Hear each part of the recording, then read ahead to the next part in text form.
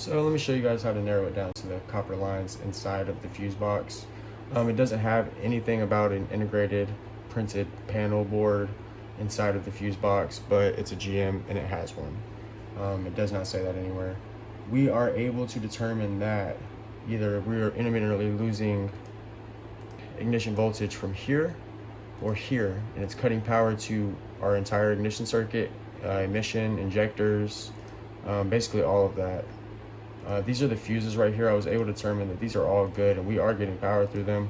We are getting a good test from the relay. It is opening and closing.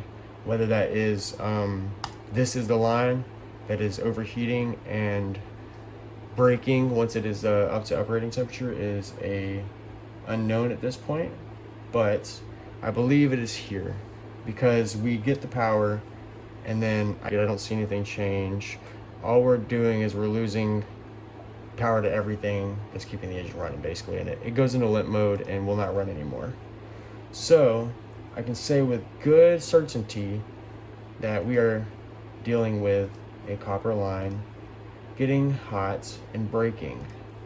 So these copper lines inside of these fuse boxes are very popular for having breaks that you can only see when they get hot. And I will show you guys a picture of that now.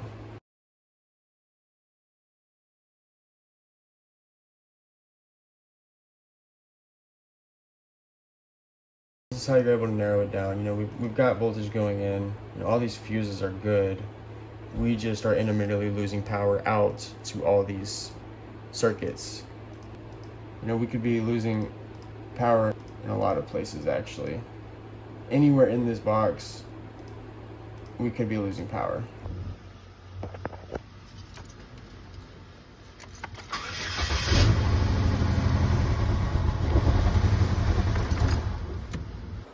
Let's go ahead and take a look at these live data pits. So this is the ignition 1 signal in voltage, and this is the ignition relay feedback signal in voltage. When the key on, ignition on, right here, you should have relay on, and then the feedback should receive voltage because that circuit is now controlled on by the relay with the ignition accessory signal. So if you see a drop off in voltage below the threshold on ignition 1 signal, that is going to set your diagnostic trouble code P1682, and then you are going to have the same condition as me. You may have a different line that is broken inside of your fuse box. It may be causing a different problem and you don't get this related data. There isn't much for the P1682 code that had to be diagnosed separately from any other thing that was related to the fuse box. So you may have trouble diagnosing some of these electrical problems, but just know they usually lie within that integrated panel board. In all, we were able to get this car for around $200, a little bit, give or take.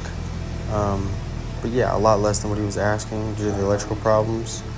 He said a tow truck was on the way to come and pick it up and take it to the junkyard. So I guess I saved this one from impending doom. You guys let me know if I did a good job. Would you do the same thing? Subscribe, comment, and like, and I'll see you for the next one.